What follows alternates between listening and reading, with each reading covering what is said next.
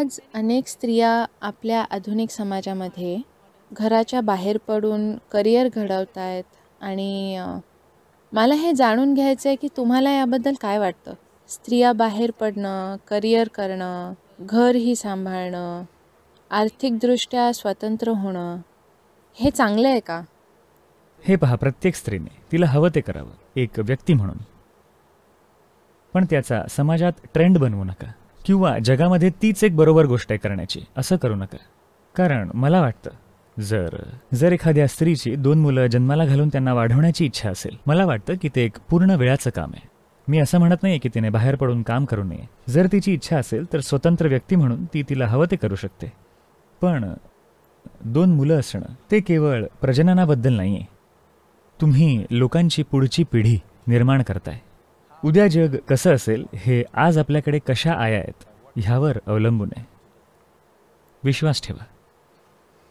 तर असं काय बरं का, अनेक स्त्रिया माझ्याकडे येतात आणि म्हणतात, जेव्हा मी विचारतो तुम्ही काय करता, मी फक्त हाऊसवाईफ आहे. मी म्हणतो तुम्ही फक्त हाऊसवाईफ का म्हणताय? तुम्हाला लक्षात येत नाही असं दिसतंय.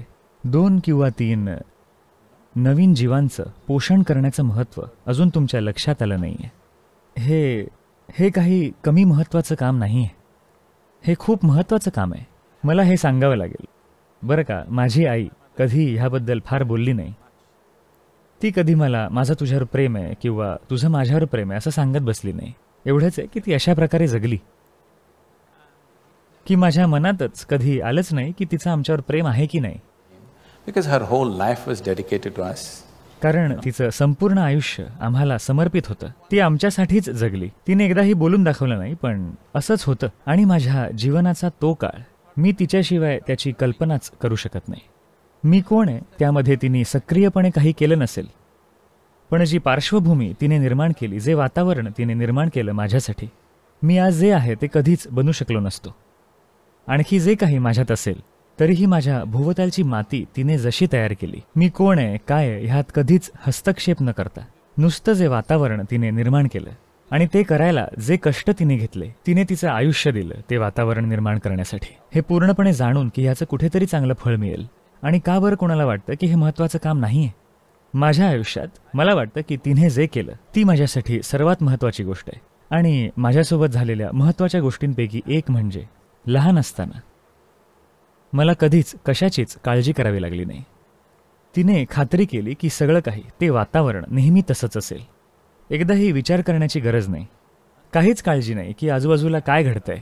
त्यामुळेच मी दिवसेंदिवस डोळे बंद करून बसू शकलो. मी म्हणतोय, नाहीतर ते शक्य झालं नसतं. तर करिअर, मला तुम्ही हे समजून घ्यायला हवंय. कारण आत्ता सध्या आपण संपूर्ण जगच अर्थकारणाबद्दल बनवलंय. दुर्दैवाने स्त्रिया सुद्धा पुरुषांएवढ्याच मूर्ख बनू लागल्या. जणू काही तुम्ही किती पैसे कमवता हे तुमच्या जीवनाची क्वालिटी ठरवणार आहे.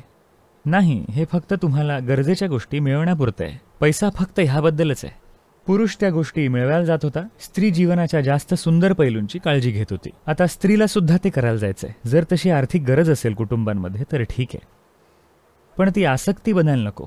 असं दाखवण्याची गरज नाहीये की ही करण्याची श्रेष्ठ गोष्ट आहे इतर कुठल्या गोष्टीपेक्षा. जर ती गायली किंवा वाद्य वाजवलं किंवा जर तिने नुसती तिच्या मुलांची काळजी घेतली किंवा छान स्वयंपाक केला किंवा ती नुसती जगली एका सुंदर फुलासारखी, तर हे चांगलं आहे. मी म्हणतोय असं मानण्याची गरज नाही की जर तिने एवढे पैसे कमावले तरच ती काहीतरी अर्थपूर्ण करते, अन्यथा नाही. जर तशी आर्थिक गरज असेल तर तिने करावं, किंवा जर तिला ते करायची आवड असली तर तिने करावं. पण जगात असली मूल्य तयार करायला नको, कारण हा विकास नाही आहे. आपण मागे जातोय. तुम्ही उपजीविका जास्त महत्त्वाची बनवताय जीवनाच्या सुंदर पैलूंपेक्षा.